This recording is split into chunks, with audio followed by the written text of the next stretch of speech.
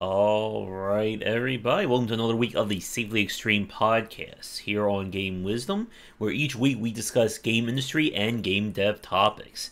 As always, I am Josh Placer, and joining me is my co-host, developer at Nexus Games, Sharky.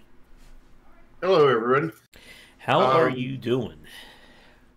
I'm doing hopefully good because hopefully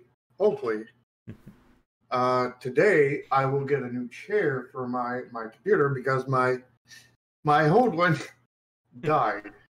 It just cannot handle all the muscle and cartilage in a shark kind of thing. So I had to get and the sheer height because sharks are like 9 feet tall, 9 feet long generally, so like normal chairs are not made for us kind of thing, being quote unquote really tall.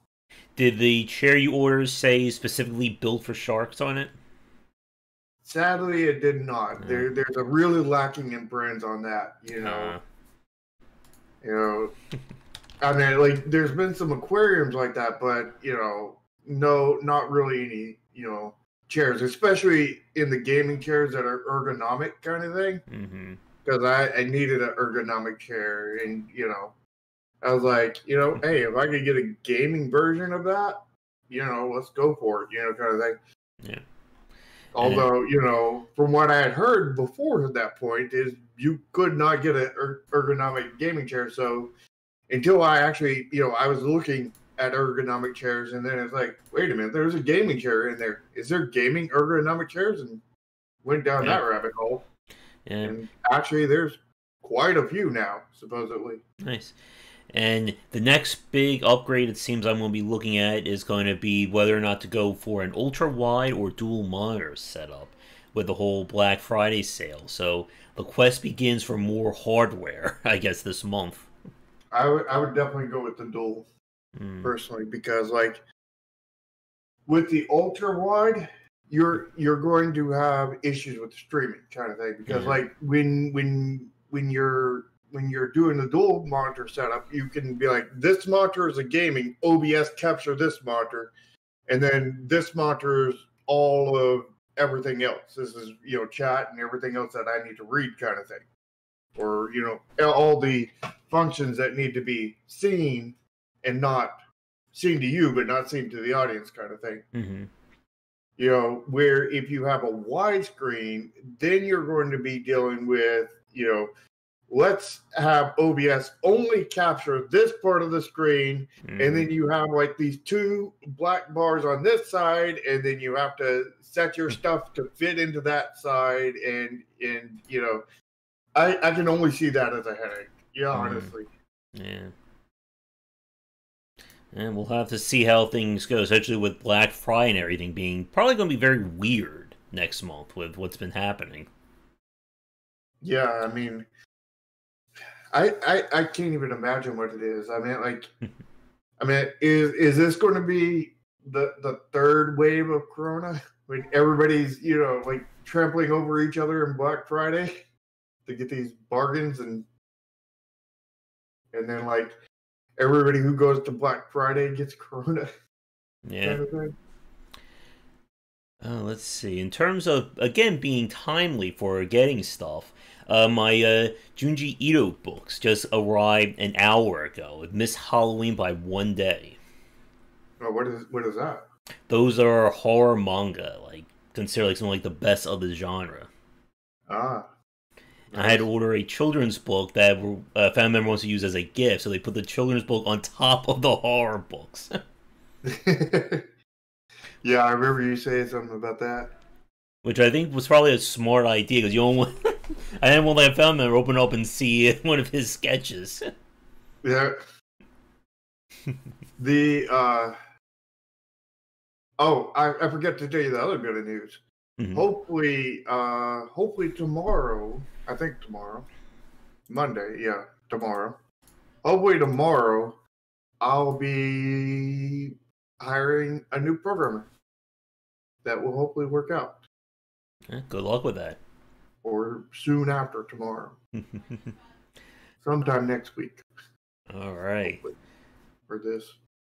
So, for those you missed, last night was Halloween at the time of this taping, and we played some horror games. And we're going to have to play a lot more horror in the coming months because I have a book to write by March 12th.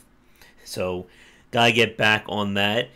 And hopefully, I get back on doing some more of the library talks. Things, fingers crossed, improved in the next few months. Yeah, I know I tuned in for a little bit of that sort of towards the beginning. And man, that Halloween costume you had last night, that was amazing. Truly scary. Exactly. But with that said, for those of you watching, our main topic this week is going to be talking about gamers being addicted to bad design and where this comes from and what you have to be careful of as a developer. Exactly, David. And we're kind of ahead of the curve because we already got next week's show planned. It's going to be talking about the rabbit hole of mobile development. And we'll talk about how shark became a whale. Or are you a minnow or a guppy right now in terms of mobile? I think I'm dolphin. Dolphin shark, alright. I'll have to change your title next week. Instead of Sharky Shark, it'll be Sharky Dolphin. There we go. But in terms of news and things that's been going on, have you found anything interesting? Because I was trying to see, other than Cyberpunk 2077 being delayed, nothing else really stood out to me. There was a couple. There was definitely some things, and I'm not remembering what they are at the moment. You can talk about something real quick, and I'll see if I can find something real quick. All right. Because I know there was definitely some stuff this week. All right. Well, with the Cyberpunk news, the game being delayed, of course, is a bad thing, but the real kind of shocker, or not so shocker, is that consumers were sending the developers death threats because the game was delayed 27 days, which is always a good look for gamers, right? Oh, yeah. I mean, that's the best look. Yeah. Oh, I found something. EA has apparently been fined $10 million because of loot boxes and such. Oh, who could have ever seen that one coming? That's a shocker too, like my costume last night. Yeah, I mean, they only made, I don't know what, probably 100 billion, 100 trillion off of that, and they got a $10 million fine. Mm-hmm. And that's well punishment. Oh yes, and I was watching, as I've been playing some of the mobile games. I've been watching streamers who play the big sports titles, and that whole loot box culture has really permeated that now. Mm. And I'm not seeing any news about on Gamma Sutra.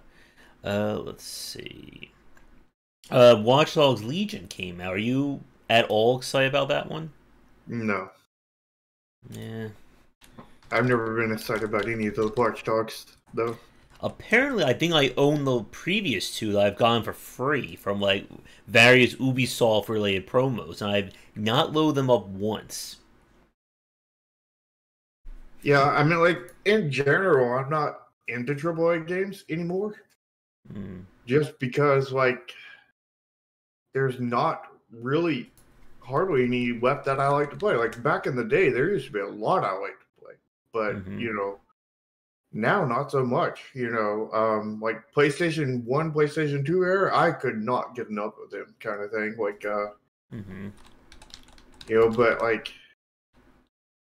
But I remember getting into PS3 and just seeing all the games I like just nearly completely dry up, and I was wondering at that point, am I going to even be gaming next gen, kind of thing? And then the Wii U came out, and I was like, oh my god, Xenoblade Chronicles 2. I guess I am going to be gaming, I guess, on Nintendo platforms, because I see next to nothing else I'm interested in here in AAA. And then I went to Wii U. There was, I think, 5, 10 games I was interested in there or slightly interested in and bought. And, it was like, is gaming dead at this point? Yeah. At least to me at that point, because there was nothing for me. And then that's when I got a PC and shortly, just for streaming and making games, not for playing games. And then shortly after that, I got introduced to Steam and the wide world of Steam, and it's like,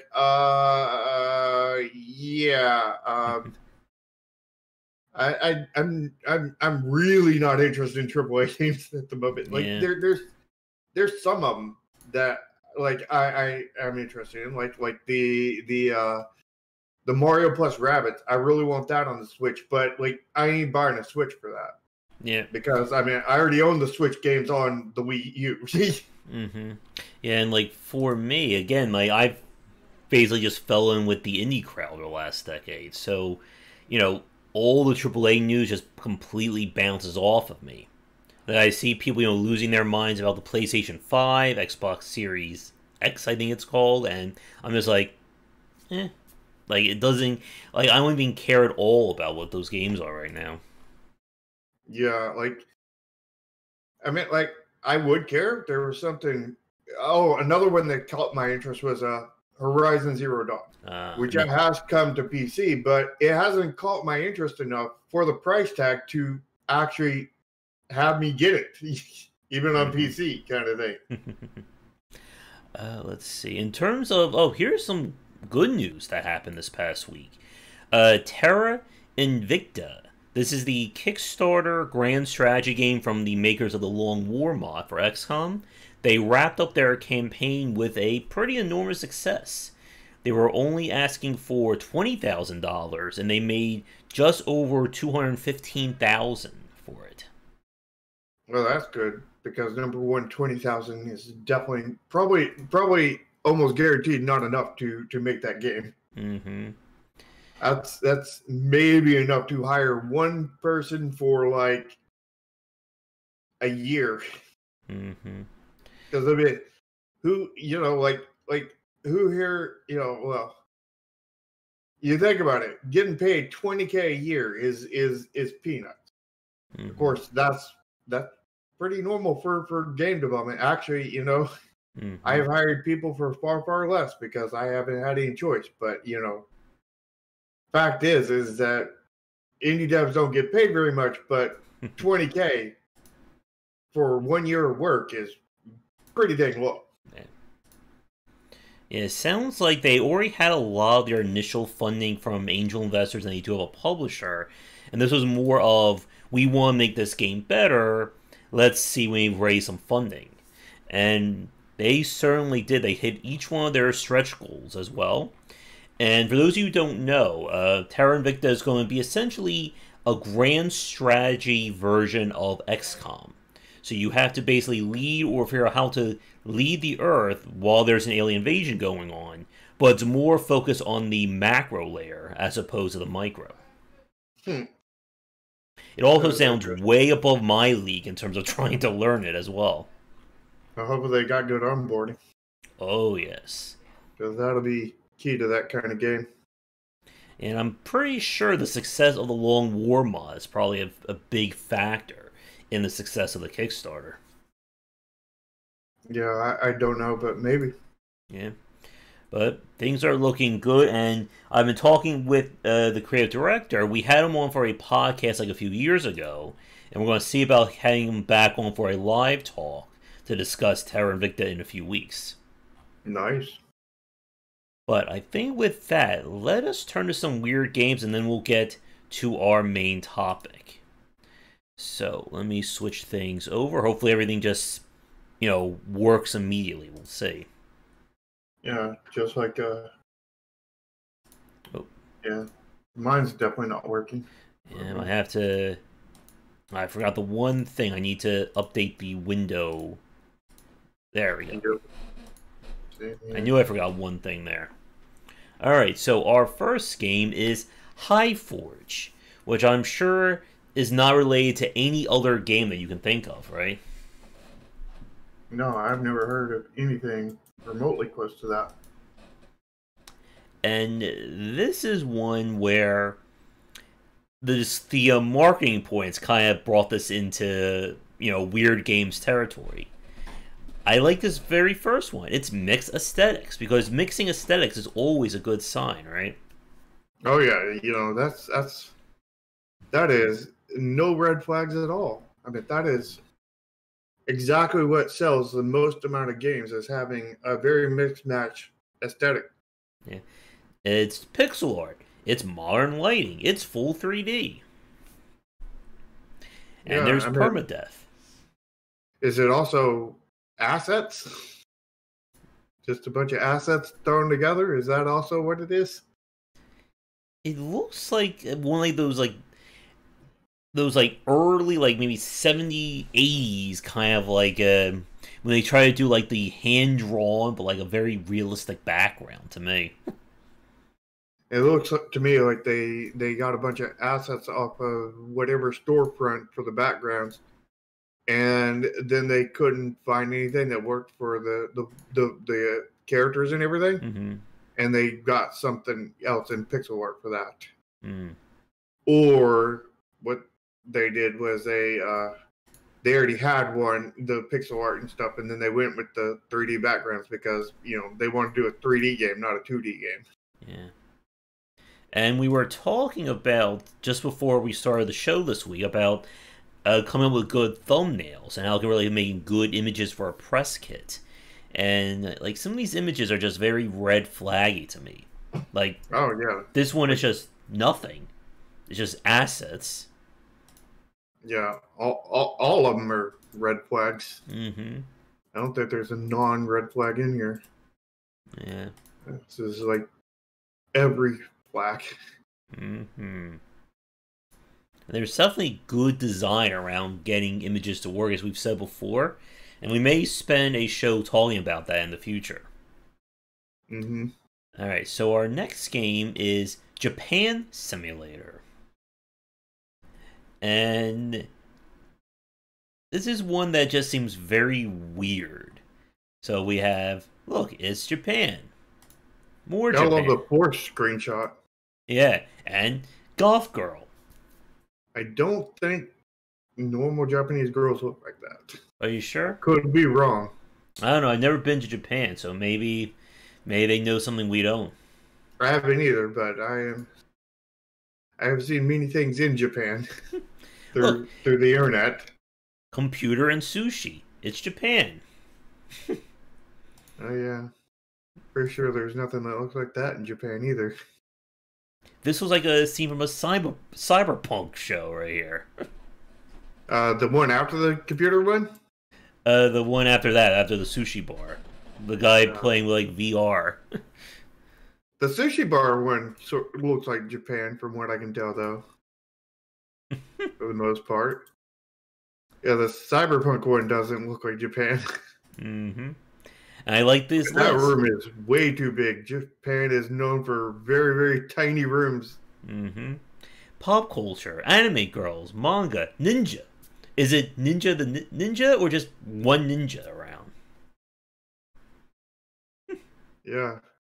Eat sushi. And did Ninja get ever ninja'd? Mm-hmm. And Full are you trip. ever going to become the next ninja? Eh, Does it have you in it? No. Oh, but speaking about streamers and games, we got a weird game coming up that's just that, too. Look at this. Full trip. Go to the airport. Get your passport checked. Flight. It's everything that you need to experience Japan. Yeah. I mean, is it time for somebody to make a passport simulator along the lines of Papers, Please, but based in China? I don't know. But there is that... Ooh, wait 1 second. I just noticed something is off with the camera. There we go. That's better. Yep. I don't know. But there was that game about the joy of flying coach for 4.5 hours straight. We should have totally live streamed that one. Oh, yeah. That seems like a joyous game to stream. Now, this next one it started out looking like it was going to be a bad idea. I didn't like the name of it, but looking at the concept, I think this one could have potential. This is Time to Stop Time.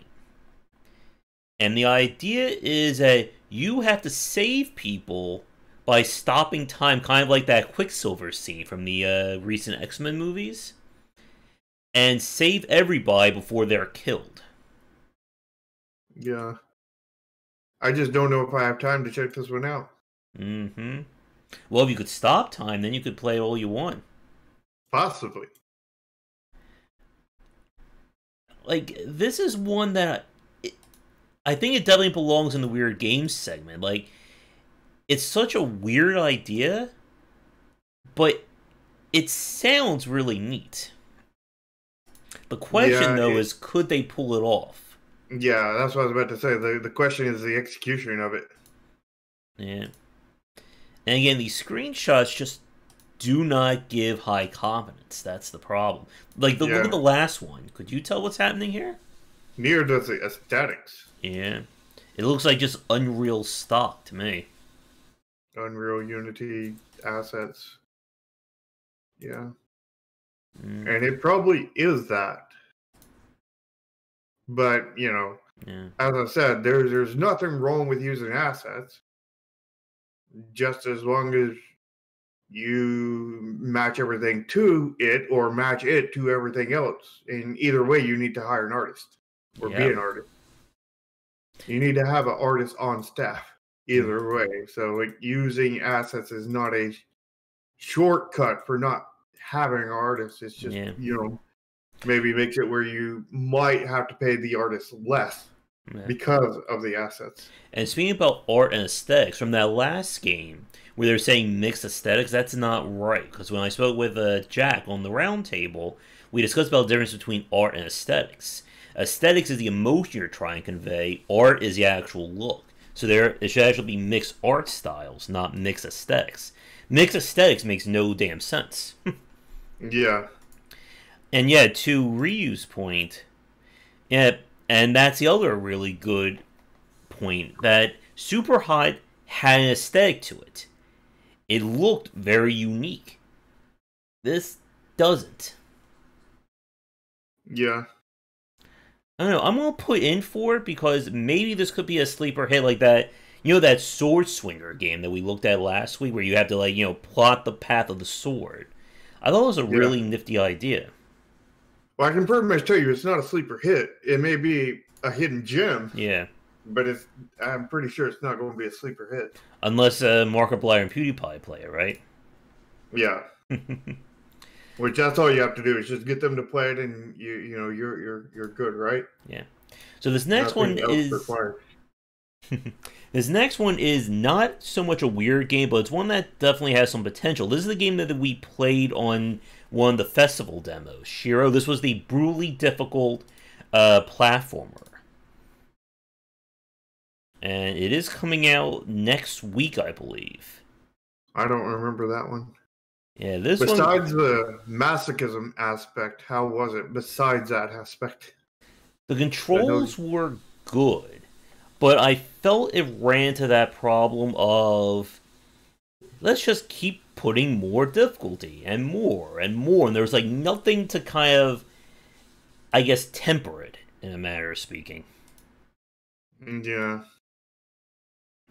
So sort of difficulty for the sake of difficulty. Yeah. And just like there's no real story or connection between the rooms. It's just here's more difficulty, and here's more difficulty, and here's even more. Yeah, that sounds like a game for masochists, but nobody else. Yeah, so it's a game for me then. Yeah, exactly. Now this next one definitely has potential, and I'm really excited about it. This is Dismantle. This is yeah, I know about this one. Yeah. This is the open survival crafting game from 10 Tons. The developers, of course, behind Judge, Tesla Force, I forget some of their older titles. Yeah, this one has been on my wish list on Steam for probably, I don't know, a year or two, maybe longer. Yep, mine as well. So I am definitely excited to check this one out. Yeah, I think I might put in a key request for that one. Unravel the mysteries of the strange island. Craft. I love craft permanent weapons. Thank you. No weapon breaking. Yeah, no Breath of the Wild here. Mm-hmm. Over 99% of everything can be broken. Wow. Mm-hmm. It's a handcrafted world that you can break everything. I'm surprised you're into this one though, because this is very much a kind of survival game, sort of like 7 days, and that game you bounced off the other day without. You were complaining about the UI of it. It's like, that one just came out into early access. Mm-hmm. Well, the thing that I like about it is it looks like they're going for. This is not a game about starving. Like this is one that you are supposed to grow in power, and you're not. You are supposed to reach a point of equilibrium and then grow beyond it, which is kind of like my issue with Don't Starve. Yeah. Yeah. So 7 days has always had that, but it takes a while to get into it, kind of thing. Because like I know we just started a new server the other day, and we've been fighting starvation really hard for the first like 14 days, and then just all of a sudden, like the 15th day, we just had like a good bit of food. We weren't starving anymore. We were actually, instead of being at like 40, 20, 20 hunger, 40 hunger out of like 125 for the first time, with all three of us. For the first time, we were all at like 125 out of 125 and had like enough in the storage to eat, from 0 to 125, probably 5 more times. Five, not 5 for each of us, but 5 between us. 3. The one thing that I find very weird about Dismantle is that this game was announced, I think, before like Tesla Force. I was kind of wondering. I was surprised that this came out later in early access. So I wonder just how much work has been put into this one to make it kind of like a really strong opening. Yeah. Because like you said, like, it's been in like early access, or it's been like, coming soon for a year now. Yeah. And from what I've learned, and this could be wrong, but from what I've learned, you don't want to do that. You don't want to from what I learned is you probably want to put your Steam page out about 6 months before you launch.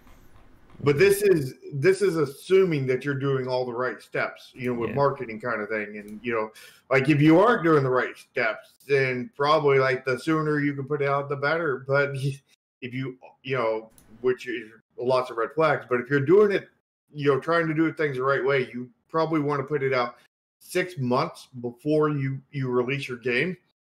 And don't just put your Steam page out there.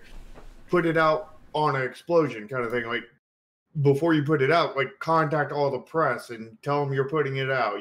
Give them all this information. Try to get pieces. Try to make it an event of that your game is now on Steam, and then you start your marketing push. After that kind of thing, and you push. You don't start. Maybe you don't start immediately after that, but maybe you start a little bit after that. Maybe do a little drip feed at for like a few months kind of thing, and then like really hardcore for like the last 6 weeks kind of thing, 5 weeks. Yeah. So I'm definitely looking forward to this one. I hope it does well for 10 tons.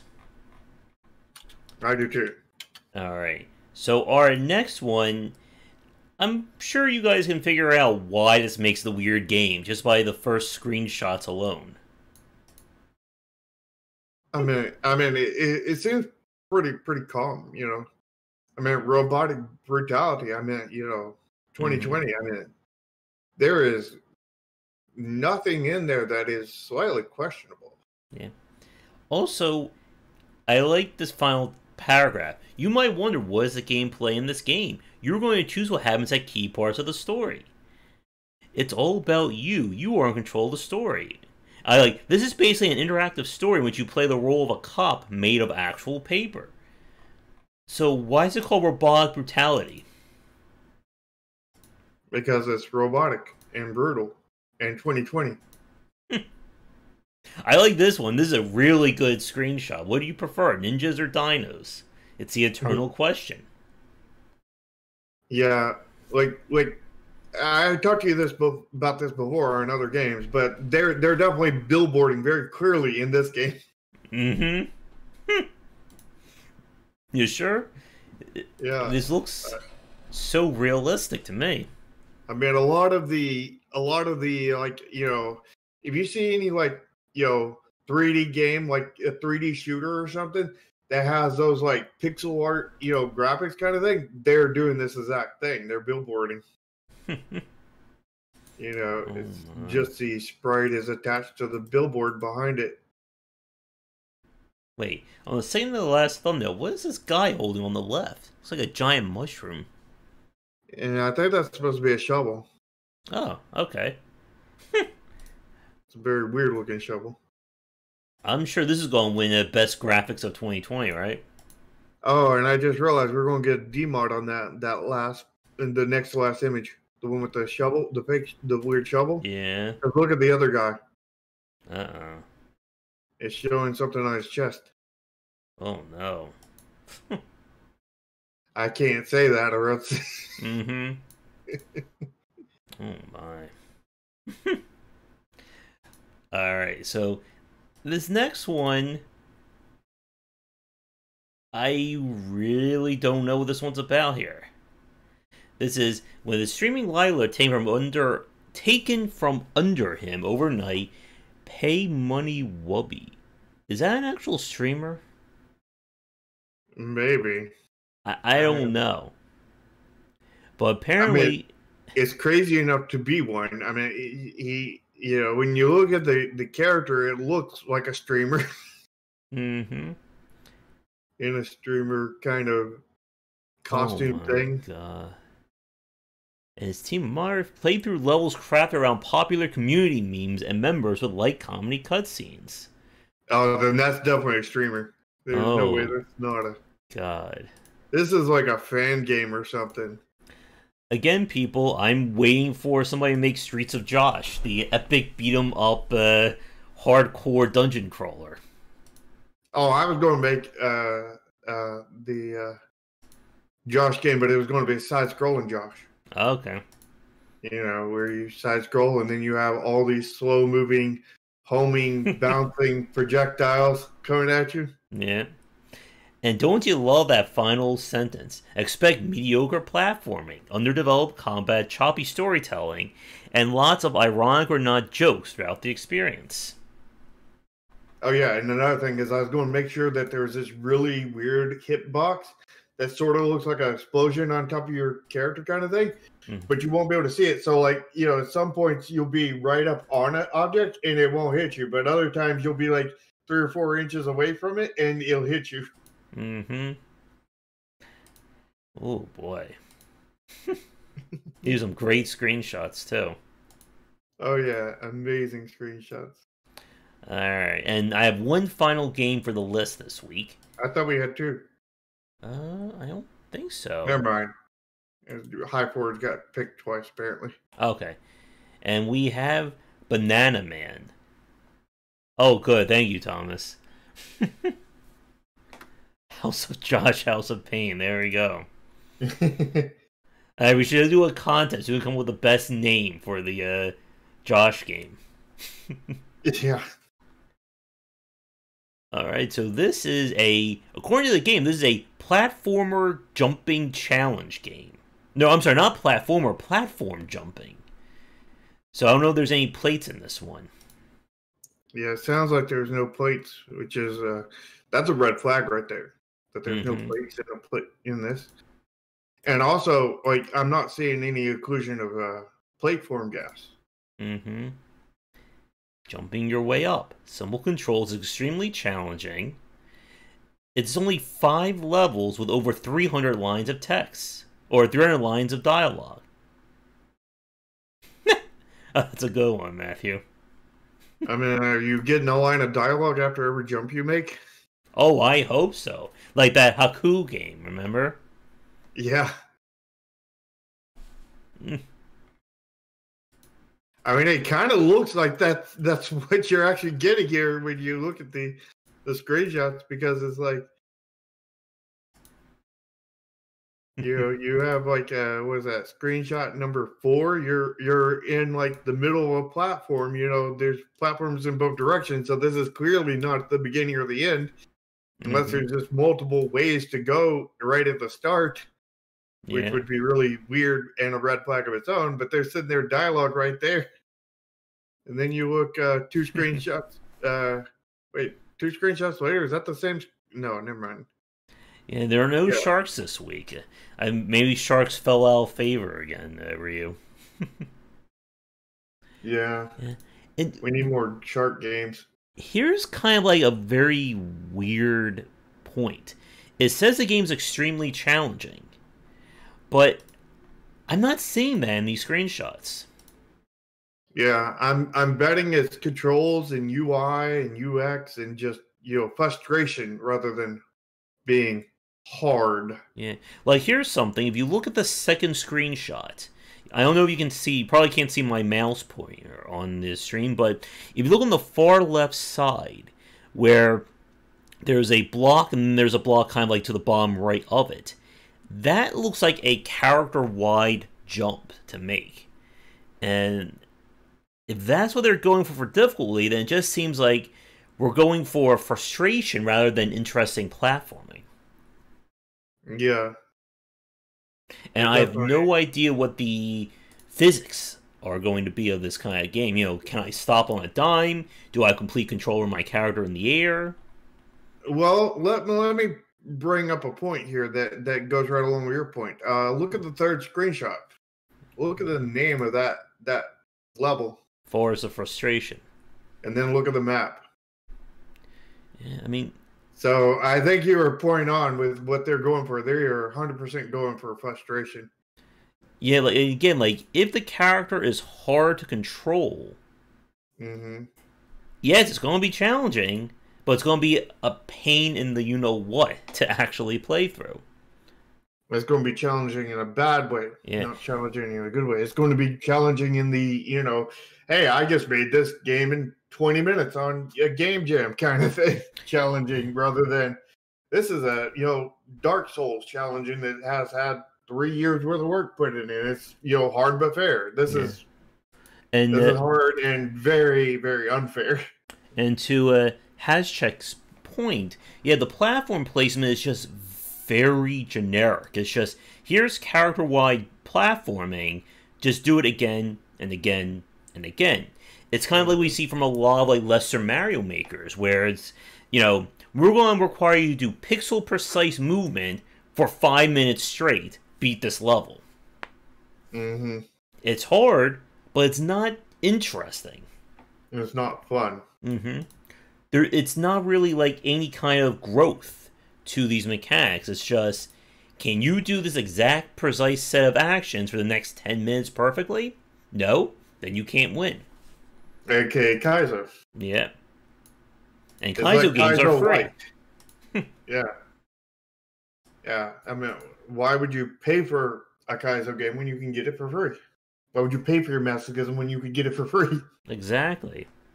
And, Kaizo designers are probably, look at their levels compared to this, there's a heck of a lot more interesting Kaizos than this level looks like. This looks like just like a failed Kaizo game made into its own thing rather than, Mario kind of thing. Yeah.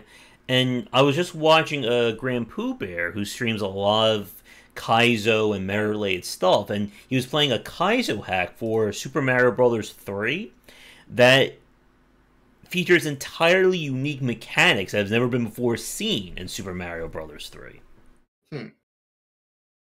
So there is room for creativity. You just need to have the skill and the knowledge to do that. And I am not seeing it here. And I would like to know why this game is considered a strategy title. It's just like Chromasia. Yeah, it's a strategy of can you make this pixel perfect, jump. I mean, that's the strategy right there. Yeah. If And you you can't better know that kind of label. strategy, then you fail. I expect Chromasia to be labeled a first-person shooter visual novel when it gets re-released. Yeah, and we all know that visual novels are strategy games because you have to strategically press the button to go forward to the next page, because if you push anywhere else, that strategy won't work. You have to have the strategy of pushing the forward button. Yeah. Otherwise, you're just going to fail at the game. If you don't get good at that strategy, every game's a strategy, right? Yep. Every game's a visual novel. Yep, and every game's a RPG. There we go.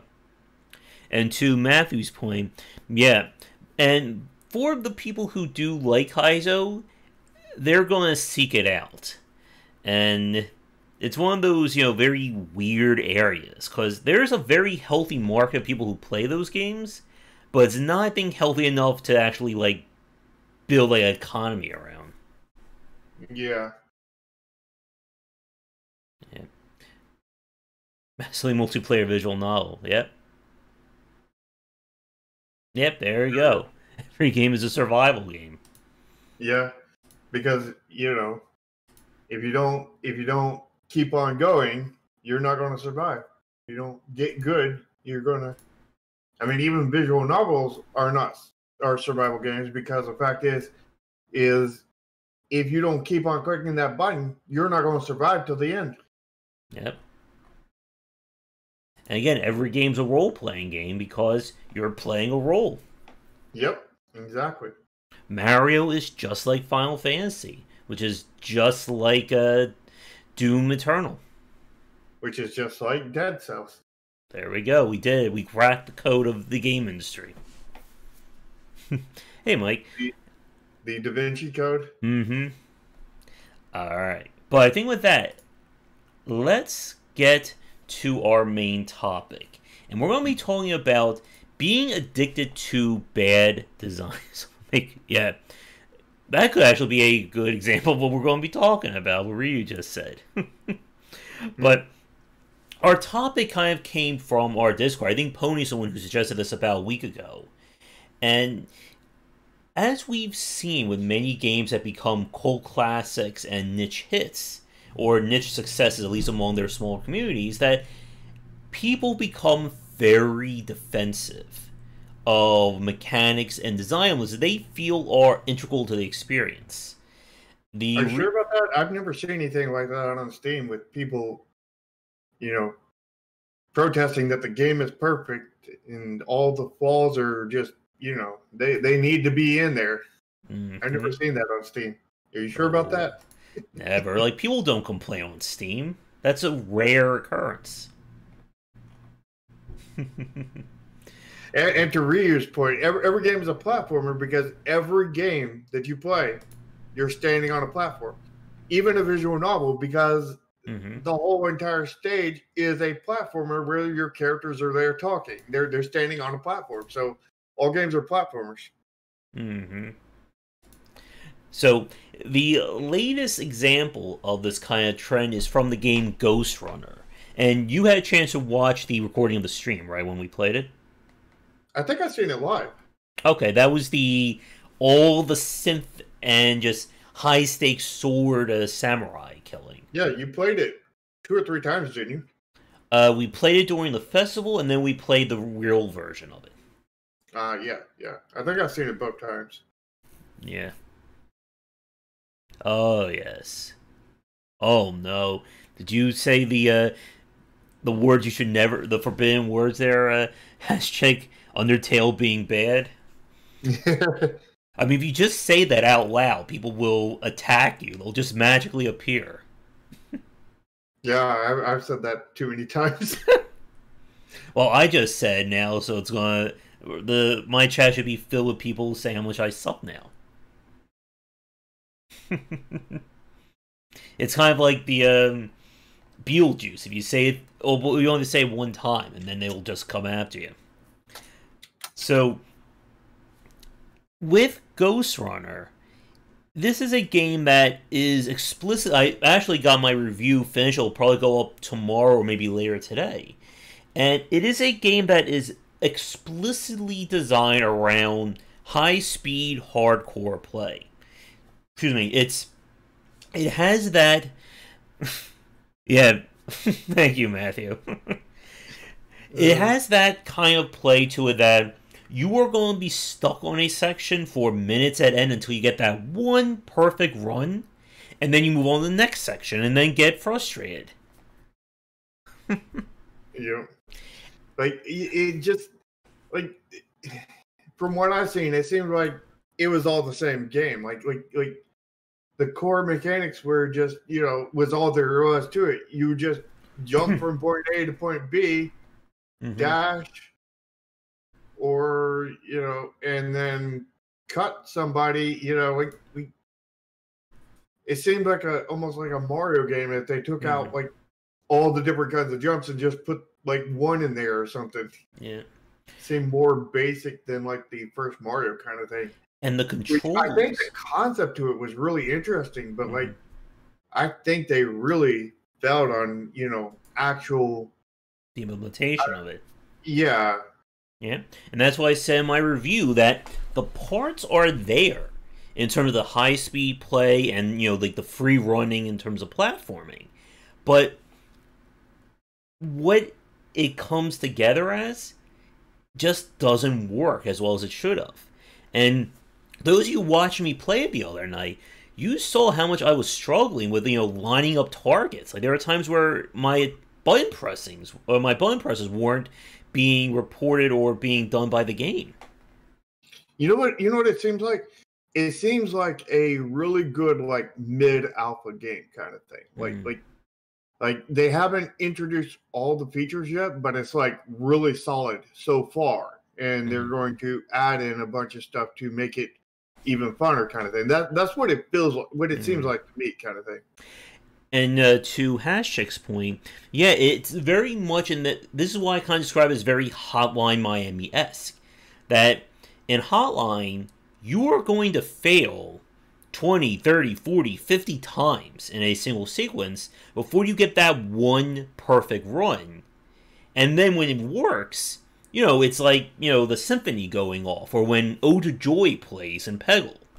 And during those other 49 times, it's going to be a frustrating and annoying experience. I mean, for those of you who played Hotline Miami 2, you probably still have hard or painful memories of the Vietnam section, when you have snipers shooting you from across the level, you running out of ammo just as, the big guy gets to you and one-shots you. Are you saying they have Vietnam flashbacks? Yeah. They're getting a Rambo PTSD there.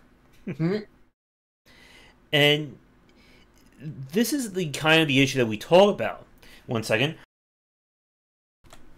Oh, my voice is still going in and out. But this is the issue that we talk about when it comes to people becoming addicted to bad design. Is that they view these games as the entire whole. That everything is good, there are no problems. Because if there's one problem, then that means the entire game is horrible and you're all stupid for enjoying it, and etc., etc. Yeah, it's people attaching their self-worth to that game being good. Because I don't know what's triggered this kind of thinking, but like we need to try to stop it as developers kind of thing. Yeah. I think, as developers, like I know I've never had that kind of comment, but like if somebody, complained about, something that was legitimate kind of thing and not just trying to start crap, because there's that too on there. Yeah. But if somebody had a legitimately like, it'd been nice if, the UI in this one section was more like this instead of this, because it's really kind of confusing kind of thing. And then somebody comes in after that. No, the game is perfect. You just suck.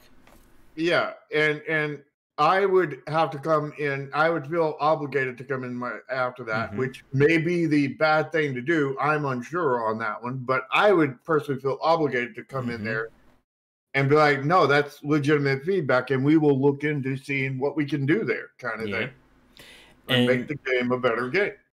And this is what, when we've spoken previously about playtesting, when I've had John Brieger on for several times, that as a developer, you need to welcome all feedback. Because like we've said, somebody saying your game is the best game ever is as worthless as somebody saying your game is the worst game ever. It tells you nothing. Same thing as if they say your font is good and readable, and the other one says your font is horrible and completely unreadable. Because I haven't had that said to me 20 times today. Because I have had that. Like I put up that on feedback on I think 7 or 8 channels, and so far the only feedback that I got that wasn't that is maybe I might need to mess with my saturation of my colors. But other than that, I've had 20 or 30 comments that have been one or the other, and it's that's useless and that's useless. It's yeah, and I've seen that from a lot of Facebook groups and smaller indie channels where somebody will post something and everyone's like, oh, this is amazing, I love it, don't change a thing. And it looks incredibly rough there. And with Ghost Runner, I was trying to pull up a screenshot as well while I'm talking, that there are people who are defending the hell out of the frustration in this game. There is a post on the forum, I'm not going to name who posted it, but the title is, "Do not cater to the noobs, casuals, and fake gamers." Because they think... You're referring to himself? Maybe. And it's always great when the person capitalizes certain words in the sentence as they're typing it. Yeah. And again, this is kind of the issue. And one of the lines a person says is, learn from the best, learn from Software, when From Software has even admitted that their onboarding and development curve have been problematic in the past. Yeah. And I think what you said a few minutes ago about kind of internalizing these games or creating your self-worth out of them is certainly, I think, a important issue. I think it's something that more people need to talk about. I think that would be something we need to get somebody who studies psychiatry or psychology on to discuss more about. Yeah. I wonder how much Ramin would know about that kind of thing. Yeah. I mean, he could know a good bit about that, depending on...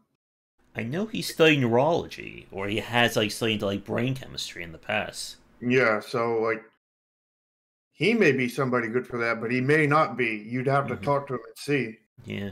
I do have my contact, Jamie Madigan, who is a psychologist, that we could talk to him about as well. Yeah. Yeah, and this is the issue about this. When people... Well, let's talk about this from both sides. So we'll talk about from the design standpoint of the consumer, and we'll talk about from the developer. From the consumer side, this is not how you want to play video games. And this is what we see as an issue with hardcore fan bases to titles, where they'll say there are no problems with this game, and they cannot understand that there's an issue with it. And again, I've said this before, I am anti-fanboy. I do not fan out about anything. Part of that, I think, is I become a pessimist/realist. But the other part of it is that I don't let, consumer culture consume me. That was not easy to get out. Yeah, I mean, with me, I don't fanboy out about anything, but I do fan out about some things, but not fanboy, because there's definitely a difference between the two, which definitely needs to be stated here, because being a fan of something just means you enjoy certain things. It doesn't mean that, if a thing is flawed, you're probably going to point it out. You're probably going to be the first one to point it out because you're a fan of the thing. You really want that thing to be the best of that thing, kind of thing. Where when you fanboy out about something, it's or fangirl out about something, it's there is no problems. And how like dare you every say problem gets anything? just swept under the rug, and if you dare point out any of those things, you're not a gamer. You're this, you're that, and just off the wall kind of thing. Yeah. Oh, and I should take a bet now that when I post my Ghost Runner review, somebody's going to declare that I'm not a gamer in the comments. There you go, David. I would say the same. Are you a fanboy, though? No. Definitely not. And, oh yeah, and I'm sure about this. Like, I had people saying, because I didn't like La Mulana, that I don't like hard games. Which, at this point, anyone who says that, their opinion is officially invalid if they try to say that I don't like hard games these days. I mean, you don't like hard games. I don't play any Dark Souls here. No, you've never played Dark Souls. Or Mario, or platformers. Yeah, you never played Kaizo games. You never played Celeste. Oh, speaking about Celeste, I'm in the 6% crowd who actually finished that game. Without using the assist mode. Yeah, there you go. Mm-hmm. But you've never played those kind of games. No. And the problem, this is what I talk about and I'll get to a Hashik's comment in a second. This is the problem that we talk about when we are looking at using achievements to grade the quality of a game. That you can have somebody say, this is the best game ever, don't change a thing, but they may be part of the 0.00075% of the people who bought the game who actually beat the game. Mm-hmm. And we're going to go on a little tale or a little story here on my channel. I'm going to pull back up the achievement pages for Ghost Runner and Spelunky 2.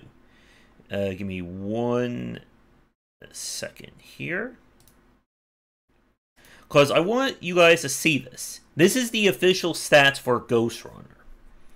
So, right off the bat, we see an enormous drop of going from not even a 90% achievement to 74, and then 52.9 for the first story achievement. And this is something that I find very interesting. I didn't get that achievement, running out of breath. I got tired and annoyed with this game before that. So, for a game to lose me that early is a major red flag. And the fact that it lost almost half of the people who bought the game is a serious issue. Yeah. I mean, like, drop-off is going to happen either way. Yeah. But, like, you don't want a lot of drop-off in the first hour of the game. You need to... Mm-hmm. I think you need to have, try to at least have 70% at the end of an hour. Yeah. And that's what, like 40 minutes into the game or something? Mm-hmm. And over 50% at that point dropped off? And this right here, finish line, which I'm assuming that is the end achievement, sits at 18.5%. So what that tells us is that only 18.5% of the people who bought Ghost Runner actually beat the game. And as I said, not last week, but the week before, that is not a good grade for a game like that. Or for games in general. Yeah. I mean, like, we hear terms about, completionists and all that other stuff. And the fact is how many of those people are actually completionists, Mm-hmm. And how many played it all the way through because they wanted to play it all the way through, and how many of those were streamers that were forced to play it all the way through because they were streaming it, kind of thing. Yeah, I'm glad I don't do that, or I don't prescribe to that, because I'm sure you guys would force me to play all those horrible games to 100%, right? I mean, you're still all of us out. Mm-hmm. Yeah, blindfolded too. Yeah, and this again is a very big issue for these kinds of games. That if you're losing that much of a drop-off, or having that high of a drop-off, there are concerns. I have one other example, and then I'll go back to my normal view. We go to Spelunky 2, and Spelunky 2 got a lot of glowing reviews from developers. It's got a lot of praise. Like, I think IGN gave it a 10 out of 10, saying it's an amazing title. But then when we look at this drop-off, something is not sitting right. Again, beating the first world, we almost had a 50% drop-off. We had a 43% drop-off. And that's 1/4. So that is 3, 6, 9. That's about 12 minutes of playing this game. Almost half the fan base couldn't get past it. Yeah. And here's the question. In that first 12 minutes, is there anything really different between Spelunky 1 and Spelunky 2? More difficulty. Besides the difficulty. The bad kind of difficulty. Mm-hmm. Like that. And right now, I am sitting right here. Oh, wait. Where's the one? I am sitting at the chosen one. I made it to the super hidden level. I almost need a 1% ET. There we go.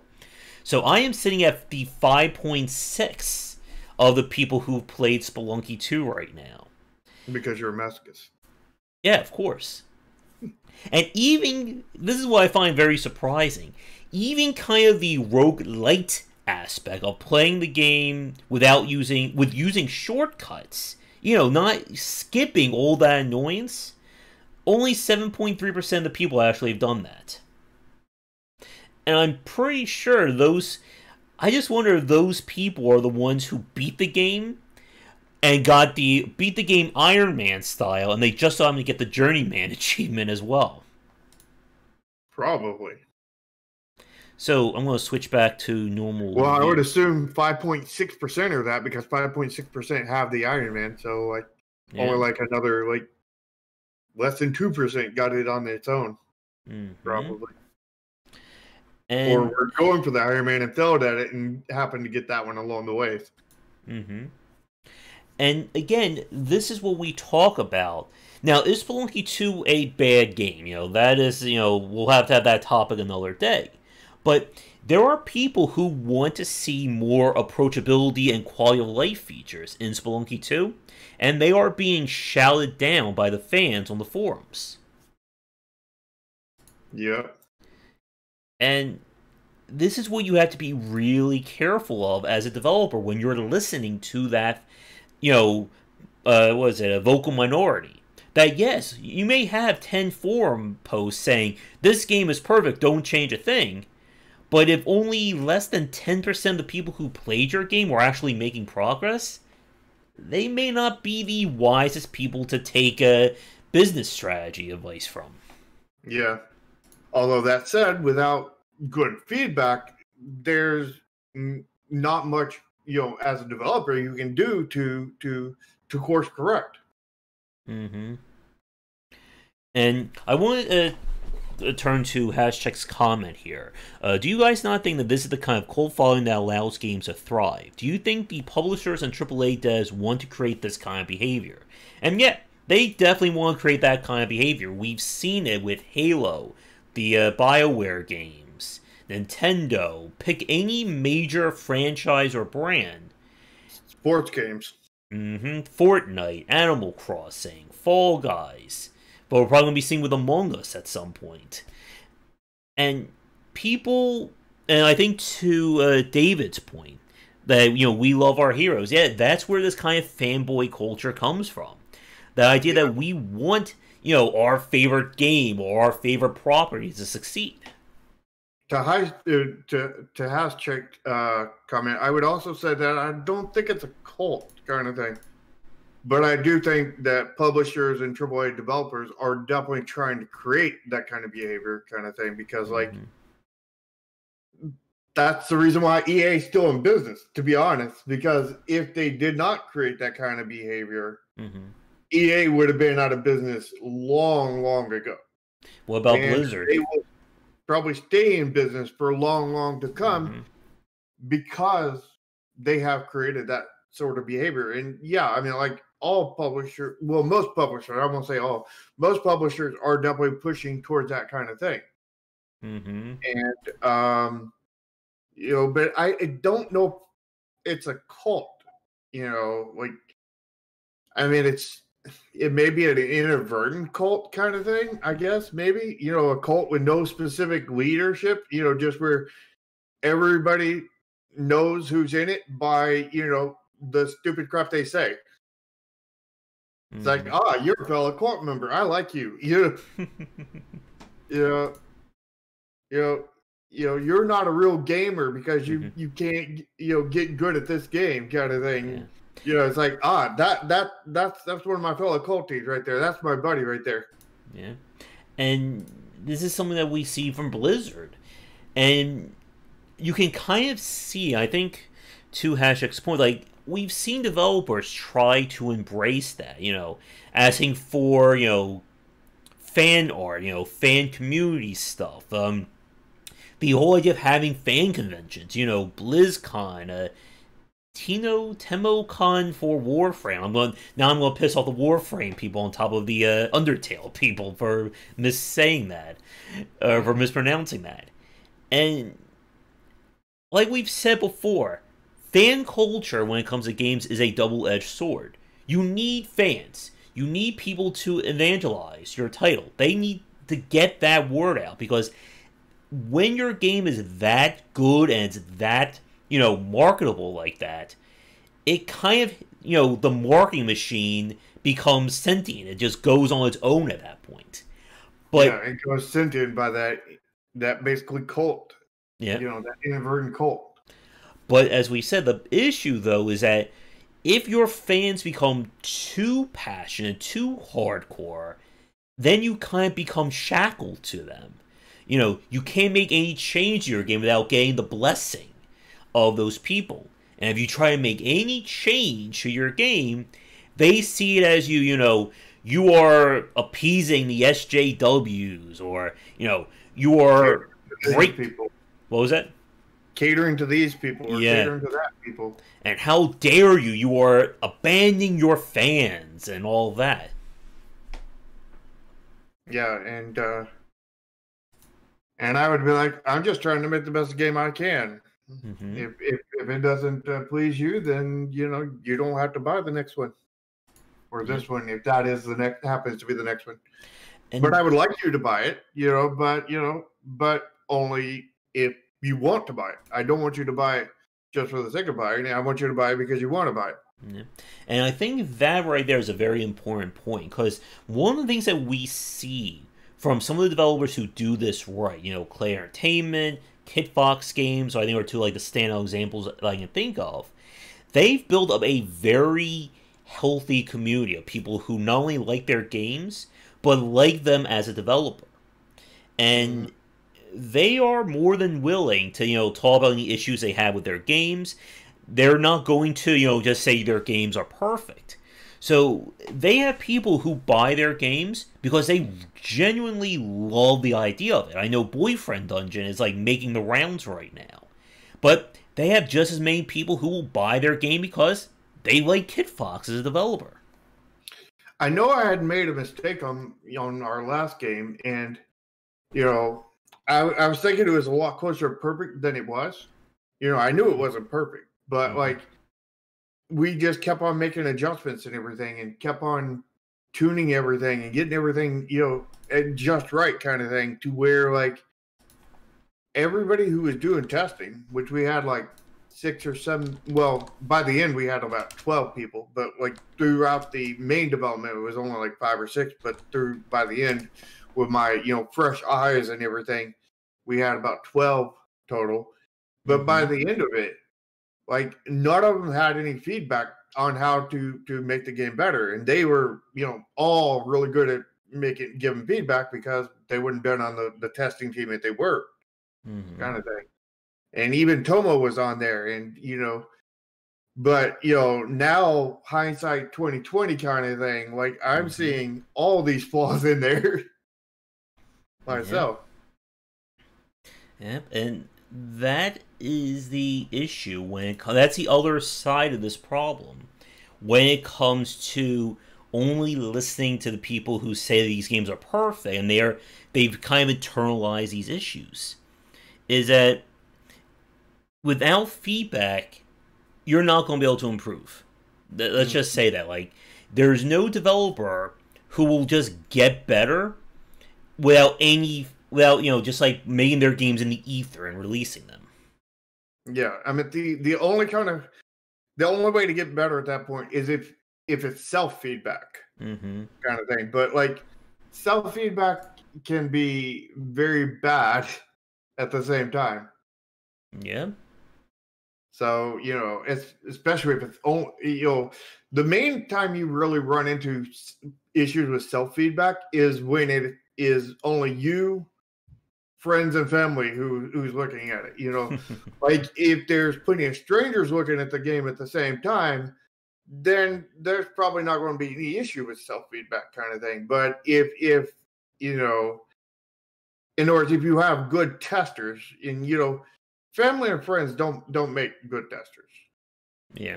I mean, occasionally you can find one that is a good tester, but that'll be the rarity kind of thing. Because usually most family and friends will be like, yeah, it's good. I really like all this stuff and won't complain about anything because they're your friend and family and they don't want to hurt your feelings. Yep. And you have to be really careful, again, with understanding what pulls people into your game. Because this is something that, again, we see from a lot of these titles that kind of build up a hardcore community, and then they start to, bubble up to the surface in terms of more awareness. Stuff like, again, La Mulana, Super Hot, any of these very unique games that, you didn't really hear about, and then you can't stop hearing about it. And what we end up seeing happening is that when these games blow up, they get that influx of new people who are not, I guess, I'm not sure if tainted is, too extreme of a word, but, they don't have, the drive. They're not predispositioned to love this game. Uh-huh. And it's kind of like that, and some of these games seem to have like the Emperor's New Clothes moment, where all the fans are like, this game is perfect and how dare you say anything differently, and all of a sudden you get like several hundred or several thousand people saying, this is horrible, this is annoying, why is this in this game? And the review score goes from like a near perfect to like 20% overnight. And then the fanboys are like, oh, they're just review bombing it. There's no problems with this.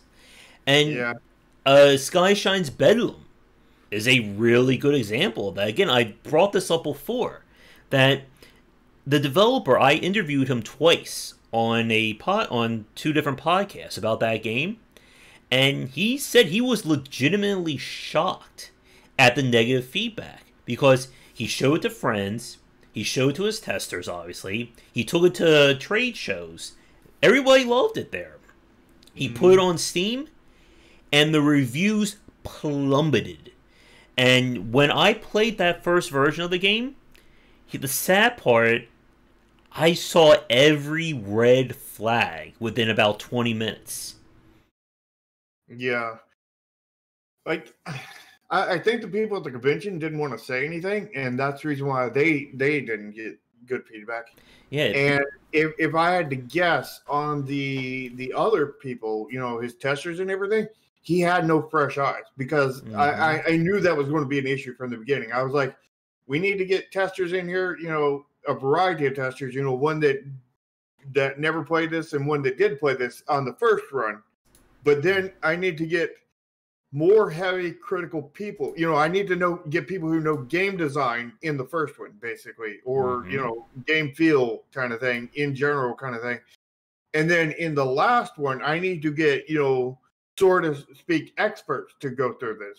So like I looked at people who played, who stream games, and whatnot. I looked at people who we're professional game developers like Tomo, and stuff like that to get that final pass kind of thing, because I didn't want to bring them in until I felt the game was, ready for them. And then, where like I got all I got everything basically straightened out, and let me, bring all of you guys in to nitpick the hell out of things and find every little flaw you can.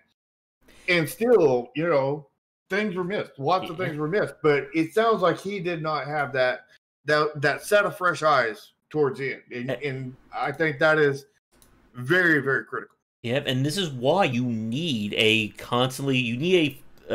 revolving pool of testers for your games. Like, you don't want the newcomer to play the very first version of your game. They're not going to tell you a damn thing. Likewise, if you're trying to get a fresh eyes approach, having your tester who spent the last 6 months playing your game 5 hours a day is not going to work for you. And I think what's go ahead.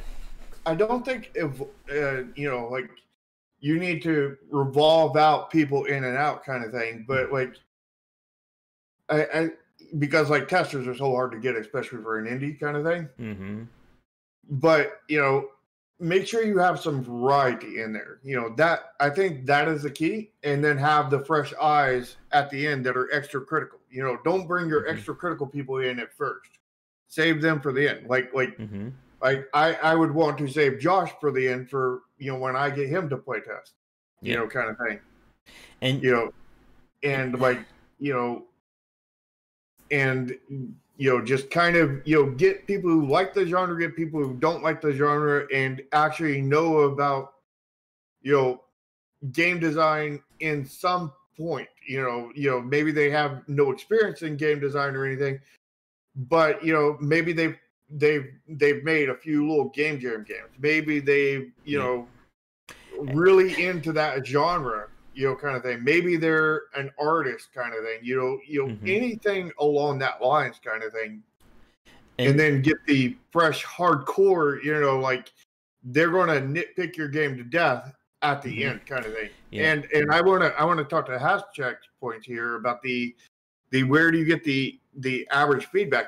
There is no such thing as average. Yeah. Average is just, as many people as you can get together, and then you take the results from that and you average it out. I mean, average is a mathematical formula. There is no mathematical formula consumer kind of thing. Yeah. And so it's about getting a variety of consumers to mesh together and each give you segments of feedback in areas kind of thing, and then you take all those segments and you integrate all of them, and then you go forward from there. Yeah. And I want to add on what you said there about having like a good pool or having different people at different times. Like, for myself, I would honestly say I would be horrible to give a new user experience, because that's not what I am anymore. I play at least 70 to 100 games a month these days. Like, asking me to give a fresh eyes experience would be practically impossible. And this was something you have to be aware of when you're looking at feedback. And whenever I ask for developers to submit games, for me to check out, I tell them up front, is your game at the point where you want somebody to, tear it apart? Because that's what I'm going to do. And some developers will hold off. They'll tell me, well, maybe I'll wait for another patch or two. And that's what you want. You want to make sure that your game is ready for people to look at. And to add to Hascheck's point there, yeah, like, again, like, if you're looking for like game dev feedback or design feedback, both my Discord and Sharky's Discord, we have game dev submission sections, and we allow people to post their games, and we'll take a look at and see what we think. Mm-hmm. And the thing is though, me and Josh are not your average consumers kind of thing.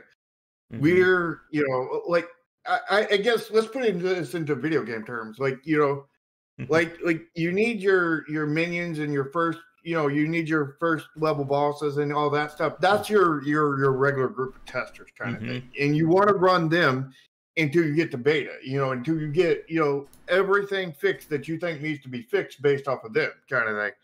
And then once you get to that, once you clear all of them, that's when you go to the final boss, and this would be your fresh eyes, that would be people like me, Josh, Tomo, other professional developers Jack, that have been Tim. doing this for many, many years kind of thing. Yeah. Tim Rustwick, anybody who's on our roundtable basically, or ever been on our roundtable, anybody like that would be, great people for, kind of final boss. And you want multiple final bosses, you want, as many fresh eyes on it as you can that are, extremely critical and will tear your game apart. Basically, they will nitpick it to death. And, and if you hit a really sore point with one of us, then, you have a really severe problem kind of thing. But the thing with feedback is, you need to consider, number one, who it's from, because everybody's biased, Josh is definitely biased towards UI design and everything, I think I'm biased towards story and whatnot.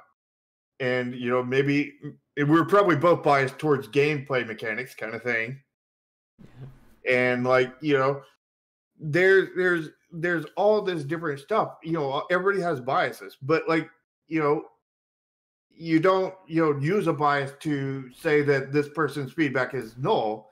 You use this to find out, sort of where they're coming from, and you look at it, and you look at it from your designer's eye, and you see if they there's a difference between pointing out a problem, which is something that probably me and Josh would do, versus pointing out a potential solution, which is something your average testers will probably do. Where your average testers will be like, hey, why don't you make the jumping a little bit higher kind of thing in your platformer. And you run into that issue, and you diagnostic and find out, you ask them questions to why they're asking that, saying that.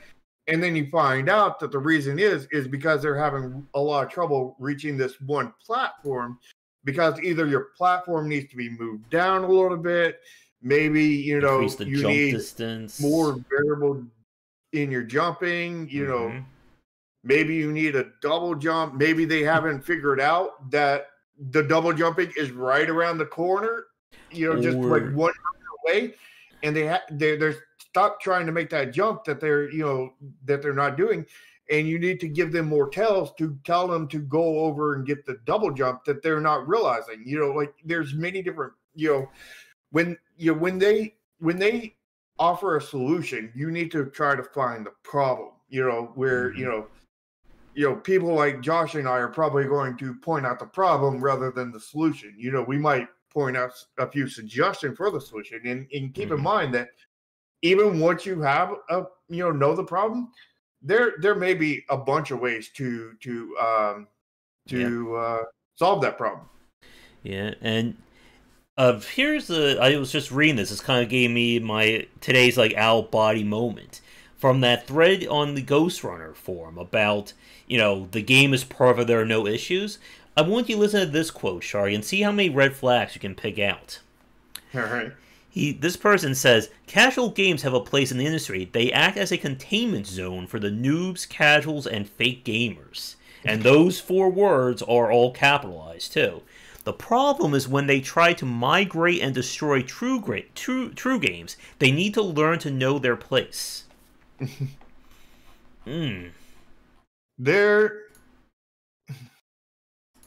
I think every one of those words were written on a red flag. That is the with red marker. That is the pledge of allegiance to the red flag of the United Red Flags of Red Flagia. To the red flag public, for which it flows. One nation under a red flag. Yeah. Oh boy. And like we've been saying that, yeah, like, and to Hashek's point, that, yeah, you want to get, like, most consumers will never be able to pinpoint the exact problem.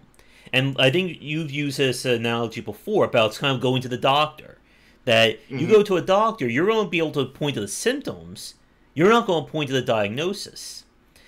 And as a developer, it is kind of your job to figure these things out, whether you want to or not. Because ultimately, this is what leads to really solid games. You can have, like, to Shark's example about platforming, you can have 20 different people give you 20 different variations of the jumping sucks, I can't make this jump, the platforming's terrible, your game is terrible, and so on and so on. And you're going to have to kind of read between the lines, figure out where are these people stopping. Because those 20 people may all be stopping at the same exact point, but they'll have 20 different complaints about that point. And 20 different solutions for it. Oh, yes. And see, this goes back to the doctor reference. Basically, what it is, we're, the equivalent of like Josh and I, who will point out the problem, is be like, hey, my stomach hurts. I don't know what, there's definitely something wrong with my stomach. It hurts in such and such way, and, needs to be addressed in some kind of way. Where, the testers that will offer solutions will be like, yeah, I think I might, have, like, my stomach might needs to be halfway removed because half of it's, like dead or something, or like I think I might have stomach cancer or something like that. And then as a game designer, the doctor, you go in there and diagnostic and realize that they just haven't went poop in the last, month. And that's the reason why their stomach's really hurting. And you address that problem, kind of thing, so like they offer the solution, but that's, never look at the solutions they offer you, look, take the solutions and back work into the problem and find that out. And I guess that would be, I don't know if that would be considered practical and theoretical, as Hans Chick says, but it's something along that line, I guess. It's kind of like that WebMD that no matter what you put in, it tells you have cancer. That's what we want to avoid, basically. Yeah, I mean, like, that's it. You made a game. Well, it's got cancer. There we go. And it is true that, like, you do have cancer. Like, everybody has cancer. That's how bodies work, kind of thing. It's just the question on if you continue to have cancer after, because your body functions to get rid of cancer. And, the way we define cancer officially is a bunch of diseases that we have no definition for. Mm-hmm. Basically, it is like this chat got like very dark very quickly, didn't it? Yeah, it did. Well, I mean, what did you expect from addicted to bad game design? Yeah. And I'm trying to think if there's any other points I want to make. While I'm trying to think, anything that comes to your mind?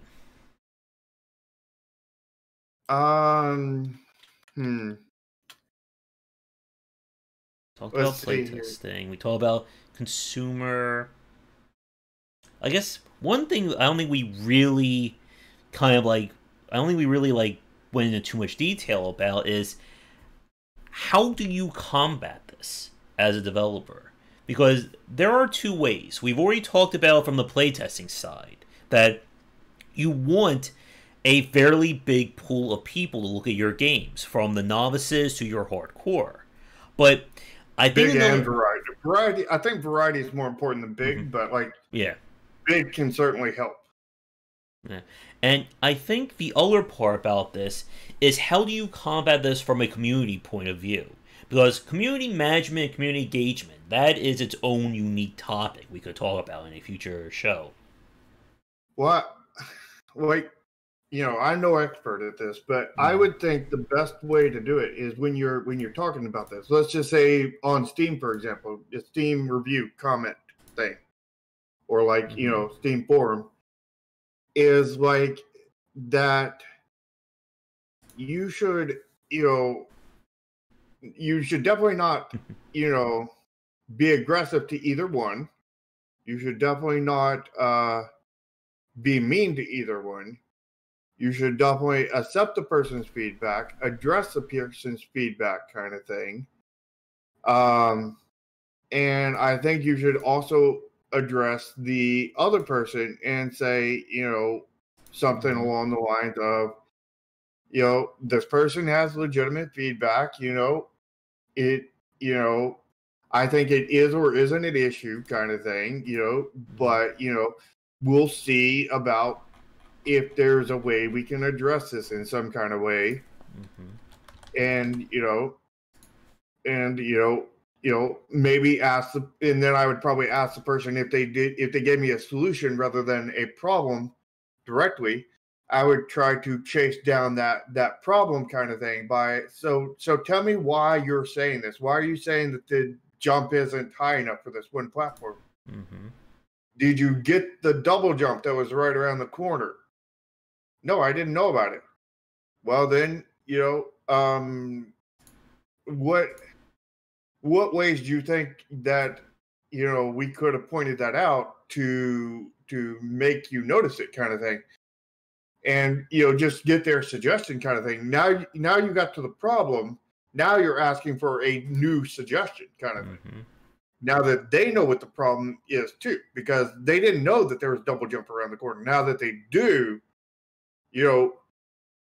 what is their suggestion? Because now their suggestion might be, well, make it where you can't access those make it where the starting platform to jump on isn't, at a place where you can reach it until you go into the locked door where the double jump is, so like you have to jump up into that room, kind of thing, and then you have to backtrack out of that room to be able to jump up onto that first platform, kind of thing. Although they may not suggest that, but they may, kind of thing. And you take whatever suggestion they have and you figure out whatever the best solution is for your particular game, which is going to be different every time. Yeah. And I find it very fascinating. This is one of the things, again, like this could be, I feel I may go into tangent territory if I'm not too careful. That I was reading the Ultra Kill forums, and Ultra Kill is another high-speed, very challenging game, and I see no complaints at all about, difficulty or problems with that game. And again, a lot of this, and this again is kind of, I think this will be my final point. When we talk about avoiding bad design, it is about understanding quality of life, playability, approachability, UI, UX design. When a game gets all that right, it removes those frustrating elements. Like we've said before, a good challenge for a game is when the player feels like they're the reason why they lost. And that one sentence is like an hour to 2 hour long discussion. We really want to get into it. And, yeah, that would be a really deep one. Yeah. It's one of those things that everybody likes to say their game is, but very few games achieve that point. And it's even harder, like beyond that, as a developer to design your game around that. And you have to understand that at the end of the day, you have to figure out what is the point of playing your game. What is the core gameplay loop? What are the true marketing points? Again, when we see people have marketing points, this game is bad, platforming is horrible, that's not what you want to be thinking about your game. If you are legitimately trying to make a game successful and make a product people want to buy, you have to sit down, think to yourself, why should somebody play this game? Why should somebody give me their time and money to check this out? And when you start to think about that, you start to realize, what is this actual point? Again, what Shark said, what is the hook of this game? If the hook of this game is to do, let's go back to Ghostwire. Let's say the hook of this game is high-speed combat with challenging enemies. Well, if it's high-speed combat, that gameplay or that combat system better be as frustratingly frustration free as possible. Because if there is any frustration in your core gameplay loop, it is going to be like a poison that, trickles out to every aspect of your game. Well, it's a multiple value because you're going to be doing your core gameplay loop so many thousands of times. Like your core gameplay loop has to be basically perfect. Everything else can have flaws, but you need to get your core gameplay loop flawless as possible. As perfect as possible, but everything else is going to have flaws.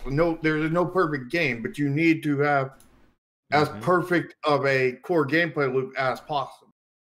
Yeah. Because that's a multiplicative.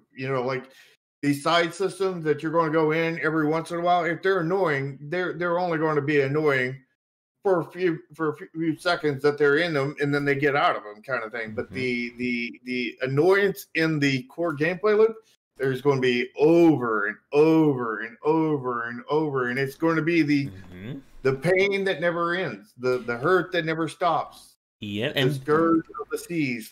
And here's something that's very important to understand: there are people who will work through that. Like we said, the hardcore super fanboys and girls, they're going to internalize those issues and be like, "There's not a problem." Goes back to the quote-unquote gamer tax, or get good, as a lot of people will say.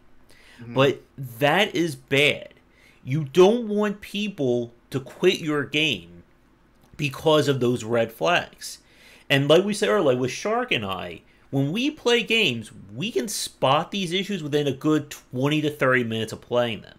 Sometimes we can kind of move on and keep playing the game past it, but a lot of times we're just like, I don't want to play this game anymore.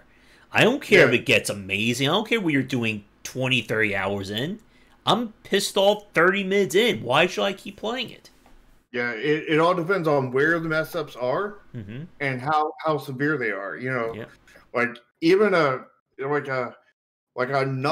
very light one in the core gameplay loop can just completely ruin it for us. But a heavy one in a lightly used mechanic can be overlooked sometimes, kind of thing. It's almost it is pretty much better to make a bigger mistake on a side system than it is to make a very, very tiny mistake in your core. Yep. I mean, how many games have we played where the core gameplay loop or the main UI has a serious or just a minor issue that just takes us completely out of the experience? Like if I play a platformer and your jumping is just not refined, it's very annoying to jump, guess what? Your entire game is done for me. Because if everything just feels like ice. Yeah. And even if that's the theme of the game, that's a bad theme. And here's the thing. That issue may only occur, once every, let's say it's a 2-second issue when you play your game. But it's 2 seconds repeated every 5 seconds of playing your game. And it's just going to exponentially get bad.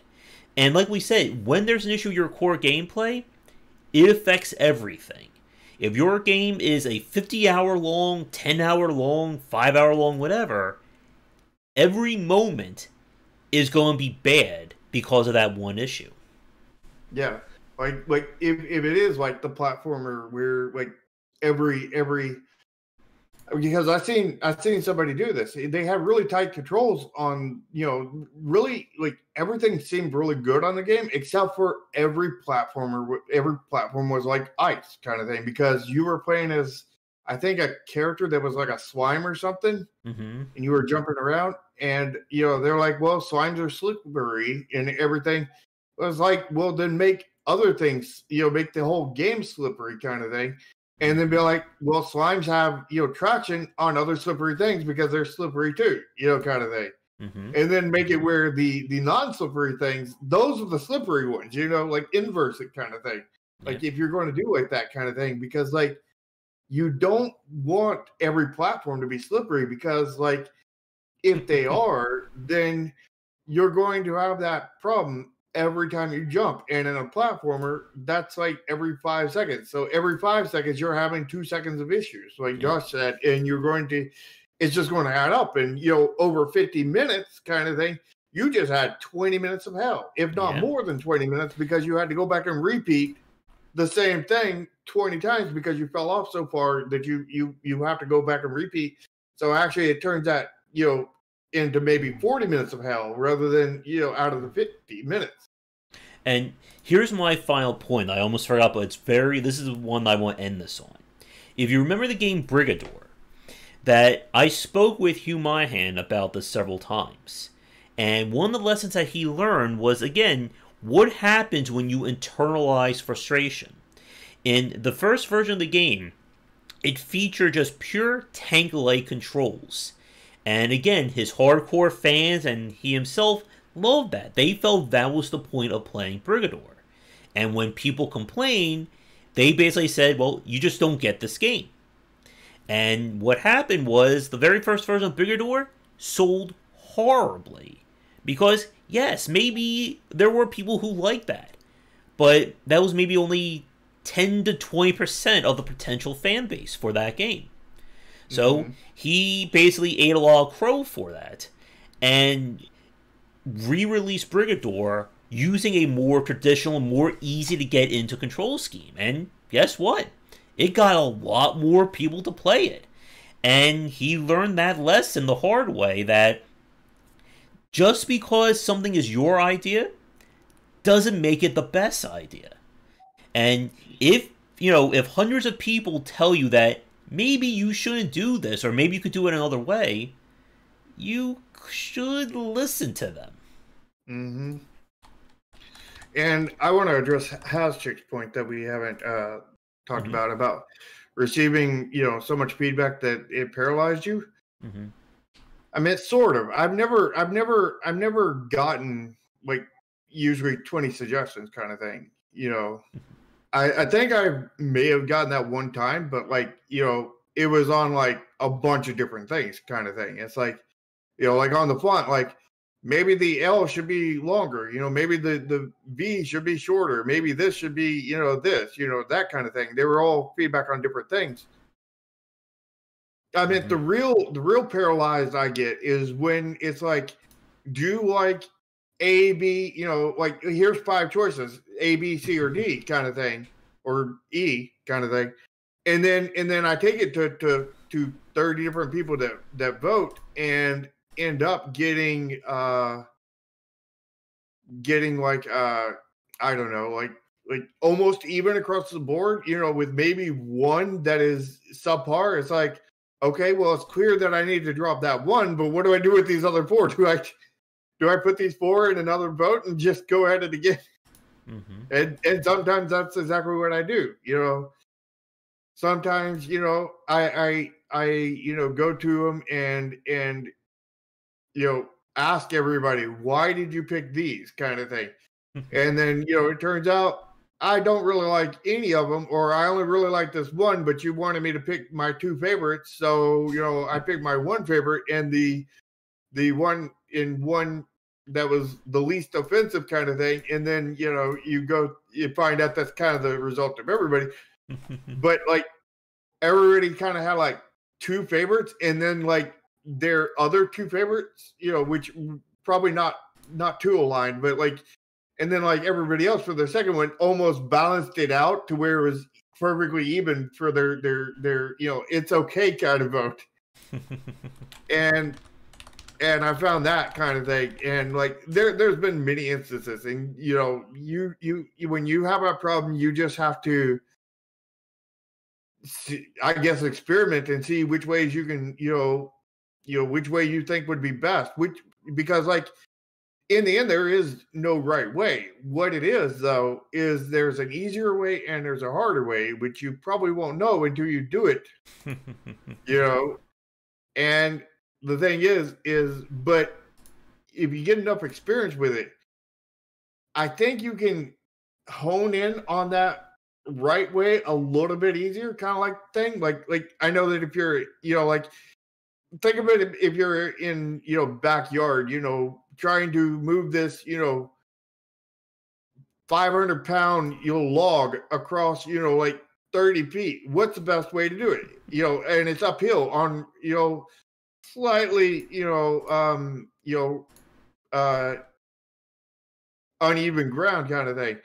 I mean, do you put something under it and have it rotate, rotate it up? Do you take, some sticks and lever it up? Do you take, you rope and you tie it to it and you drill a hole all the way through the middle of it and tie the rope in there and pull it up like a wheel? What do you do? I mean, and it's kind of just, you try to find the best solution you can, and if that solution doesn't work, you go to another one. And Mm-hmm. there is no right answer to that. But with experience, you can sort of get closer to being on target more times than not, I guess is what I'm saying. Oh, excuse me. Just as you finish your thought, I had to sneeze. But I think, about our topics for this. Hey, Forn, he did ask you a question. If you want to answer that, and then we'll wrap things up for this week. Do you have a basic philosophy behind game dev or some kind of mission statement that helps you form some kind of grounding? I mean, I just try making the best game possible, and I listen to all feedback, and I very much try to encourage feedback, and I try as much as I can to encourage people to give as much feedback as they can, kind of thing. And sometimes when I'm in public, I feel like I do a bad job at that, because a lot of times they suggest stuff that I've already tried, kind of thing. It's like, no, I don't think that'll work. I've already tried that and nobody liked it, kind of thing. And I feel kind of off-putting, but like I try to encourage as much as I can of that. Well, not the repeating stuff, but the, as much feedback as I can. And, I'm not, like, I remember at one point I put myself as trying to create unique games, and, I've gotten very, very distant right from that. Like I don't need my game to be quote unquote unique.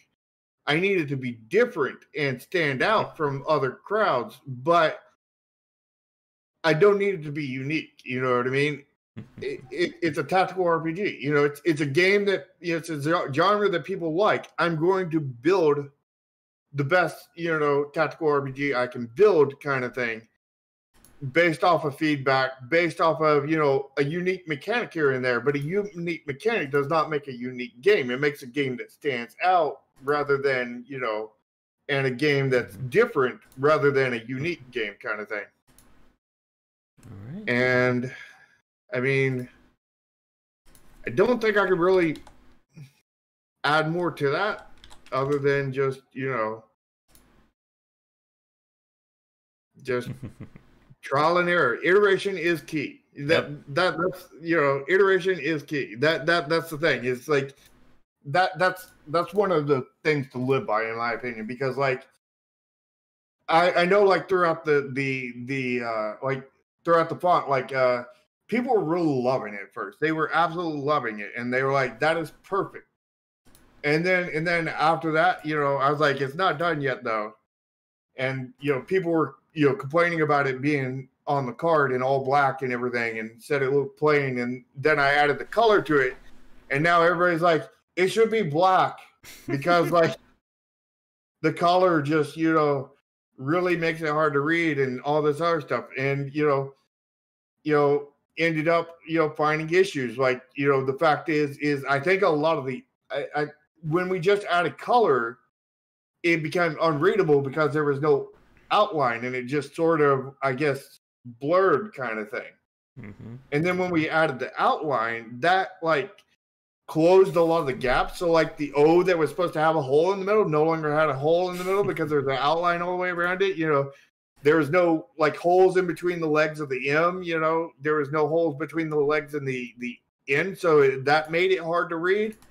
And like adjusting all these things, and we ended up getting it far more readable, kind of thing. And like like just a version ago, like people were telling me, suggesting that I just throw the entire thing away and restart. And I was like, I don't know about that. Like, I think we're getting close, kind of thing. And then, like, released this new version that I just released.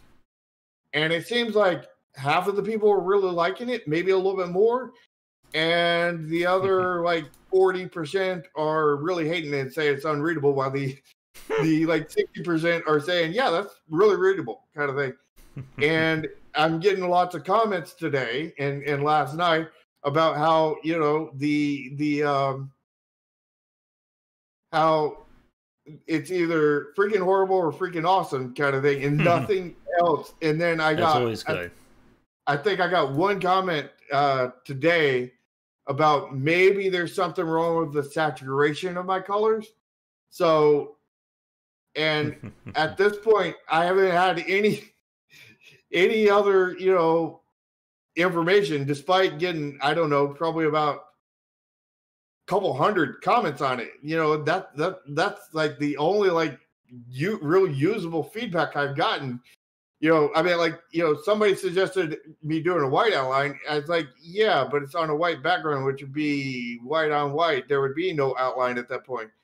He's like, I've seen blue circuits in there. Yeah, but those are really transparent. That's not going to be much of an outline. That's going to be more like a hole in the slightly transparentness of it, rather than an outline. That's going to defeat the purpose of an outline, to make it stand out, kind of thing. And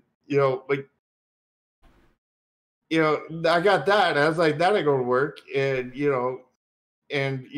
I did get one suggestion at one point. I don't know if it was because of but they were not looking at the font, but they were suggesting maybe the background, instead of being white, be a different color. And I asked them what kind of color they suggested, kind of thing, because it probably can't be anything dark because of that dark outline. And they were suggesting black. It's like, yeah, that really doesn't work with a darkish gunmetal outline.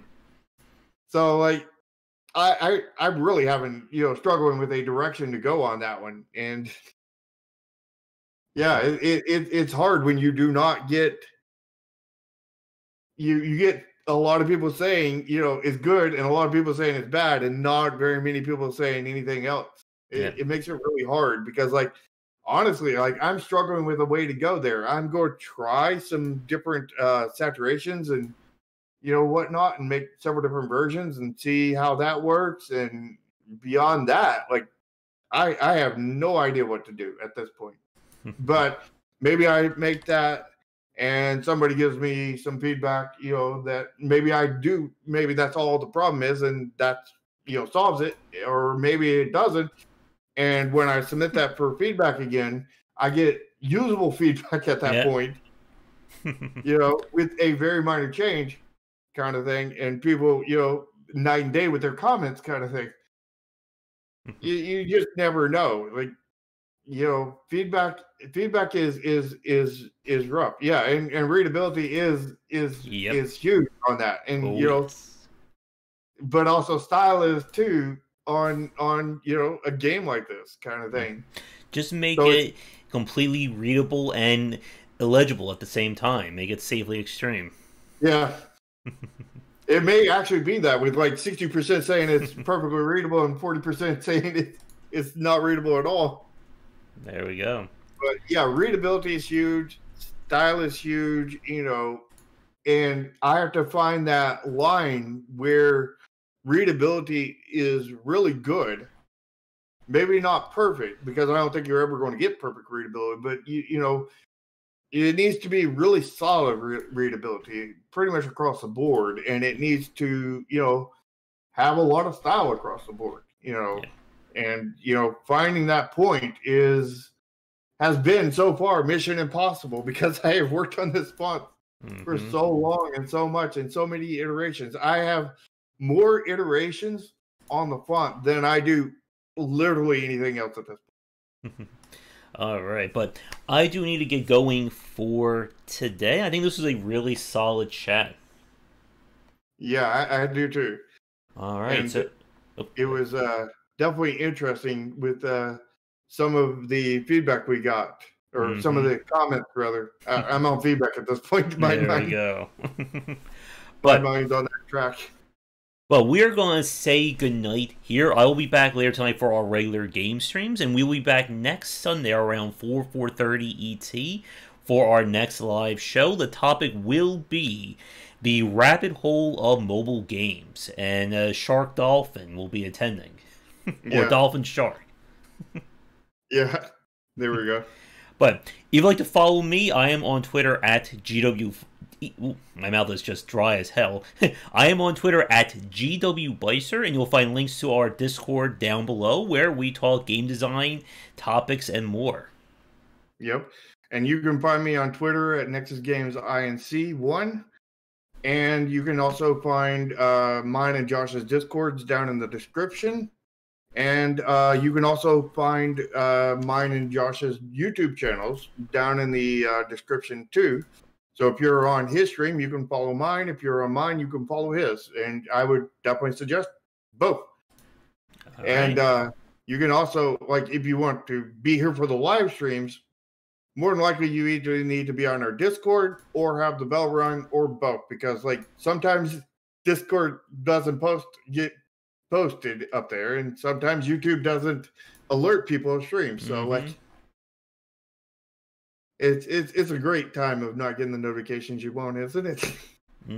Of course. All right. Well, folks, that is going to do it. So have a great rest of your weekend, and come back for daily discussions on game design here and on Game Wisdom, where is in the art and science of games. Until next chat, have a great day.